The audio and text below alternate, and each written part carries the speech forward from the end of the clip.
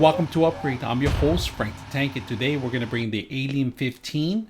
It's not the newer version, but this is a better version than the newer one because it has a RTX 3080 video card built in the system itself.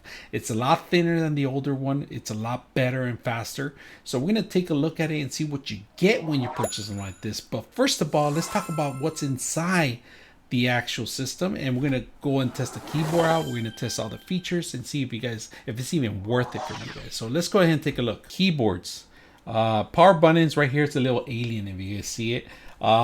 This is for the air to actually float out. All right, this is for the air, and of course we have some more ventilations in the back. Keyboard's a lot smaller. They compact it. It doesn't seem like it's very simple to take apart from the front. Let's do a test sound on the keyboard itself, see how loud it is. So this is the actual system from the camera, and it looks really good. The audio, I gotta turn it down because it's too high, so I know it's getting red. But this is the test from the actual Alienware 15 video camera, and audio looks very well. So this is a test. If you guys like it, make sure you keep looking at the rest. Keyboard tests. We're going to do keyboard.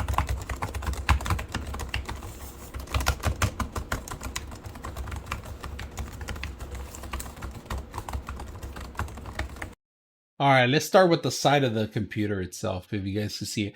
This is a micro SD card reader. You have two USBs 3.1 USBs. On the other side, you have a jack for a 3.5 millimeter, and then you have another 3.1 USB, and you have your Ethernet connection in here. If you guys can see it, it's a little swing. It swings down. I like that feature. Now you have ventilations on the side. Now let's take a look at the back.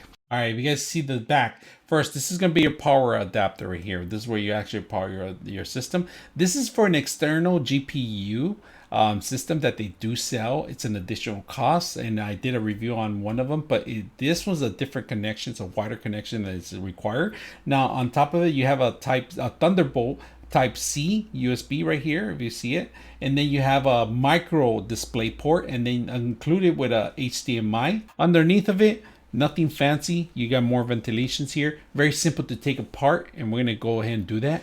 All right, when you remove all the screws, only two screws come off, and these are the ones right in the edge of before the dark area. All right, so these two do come off. The rest of them don't. All right, just to let you guys know when you're removing these screws.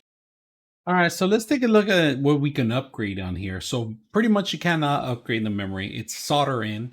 That's unfortunately that's one thing that Dell is doing now these days. They want to make sure that you're gonna continue to buy their products by getting frustrated that you can't add any more memory, but you can still add more of the drives in here, the SSD drives, and we're going to talk a little bit difference between those two, and we're going to show you a little demo on them. If you notice, there's one in here, and we're going to open it up to see what model you get when you purchase like this. And this is about a 1 terabyte, I believe. Just be careful when you're removing these because you can lose the screw. Make sure it's magnetic, all right? Put the screw on the side. Now, a very important thing in here that these have a thermal tape, and try not to, get it out too much. So let me see, and it just automatically is glued. It's glued in there with the thermal tape, if you notice. So it's gonna be hard to actually remove it from. There we go. And if you notice, it's not the greatest of Western Digital. It's not the greatest, and if you notice, it's a little dirty here. So they pretty much they didn't put a great drive in here to begin with, but they're trying to save money on the cost of the system. So let's put this back, and we might have to replace this and put a larger format. So let's go ahead and put this back. You can replace this with a better drive to begin with. I mean, I would recommend you maybe an Evo Samsung 970 or 980 if you want the Evo Plus. This is a 2 terabyte. We are going to replace it with one of these in here to have more space. We're going to move this one on this one as an extra drive.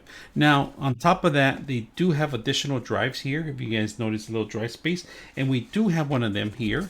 And this is an inexpensive one that you could add an extra drive, and we're going to open it up and see what you get. So here we have an SSD drive, a solid state hard SSD solid state 1 terabyte too, and we could embed in here. If you notice, just put it in here, and there is a screw that you go, so you could add this one, and then of course we're going to add the other one, and we will add the second one either in here. So the drives, there's plenty of space for the drives, and so you could add this one in here, and then you have this one to add in here, so you could add actually more terabytes in here. So this is a 1 terabyte, if you notice, and this is a different kind of cut. If you know, it's B and A together, and this is NVMe. Of course, this is not NVMe. This is an NVMe drive, but today I have one of these drives, A and B, and then I have an NVMe. But so you could upgrade 2 drives in here, 2 additional drives in here, plus that extra one. You could actually upgrade and replace if you want to.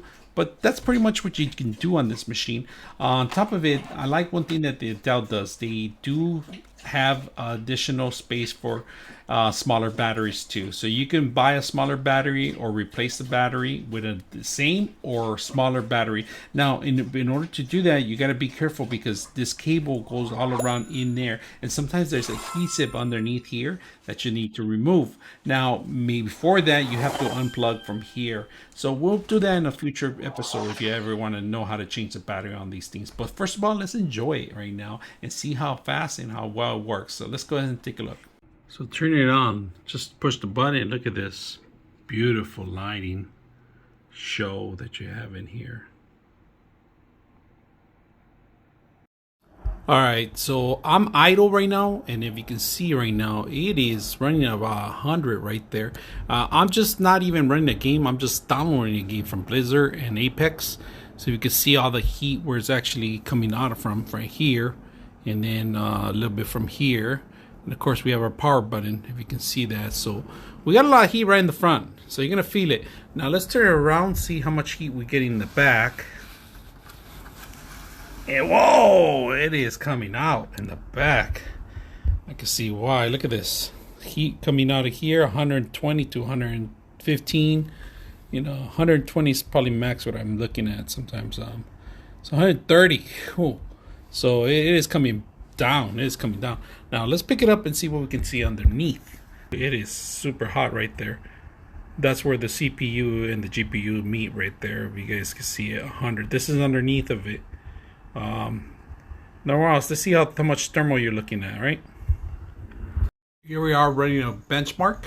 If you can see it on this machine, maximum we're getting at 270 FPS right now so far.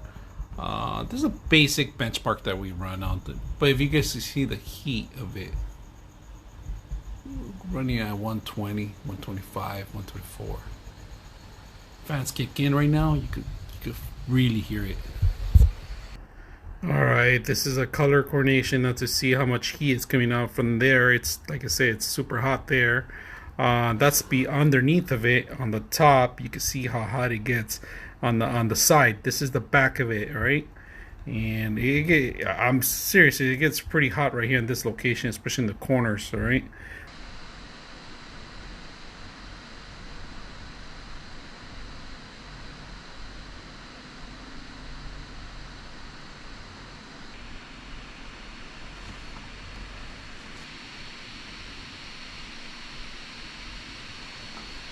Let's try some Apex today on this laptop, see how well it works. So right now we're actually gonna stream, we're gonna capture video, and we'll see how it works. So let's go ahead and bring in Apex for a bit.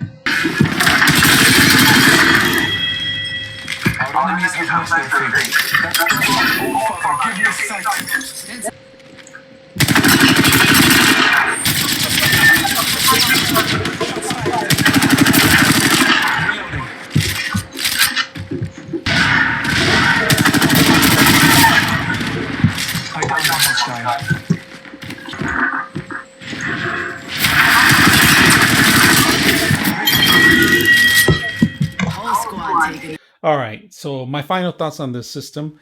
I like the addition that they added a 3080 in here, but it is extremely hot. This machine really overheats, especially when you're playing, and it's annoying when you hear the noise in the background.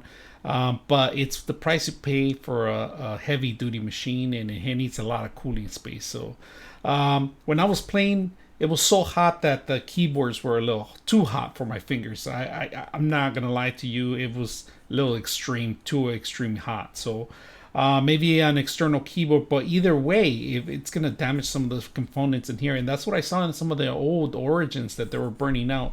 So maybe replacing the thermal paste is gonna be like a yearly thing for me for buying this. So for the price you're paying, there's not enough room, I guess, for the system to ventilate properly because it does overheat a lot. Overall, great gaming system, great video conferencing equipment that it comes with, the video camera, the audio. I was picking the audio up on the here, so if you're gonna game, maybe you want to game with a headset because it was double echoing on the system when I was recording it. One of those things that if you're gonna pay the price, I think you're better off probably getting something else other than this one because it overheats a lot, and then for the price, you're probably gonna run into a lot of technical issues down the line. So if you like what you guys see, maybe you can subscribe and hit the like button. I'm your host, Frank the Tank, and we're out.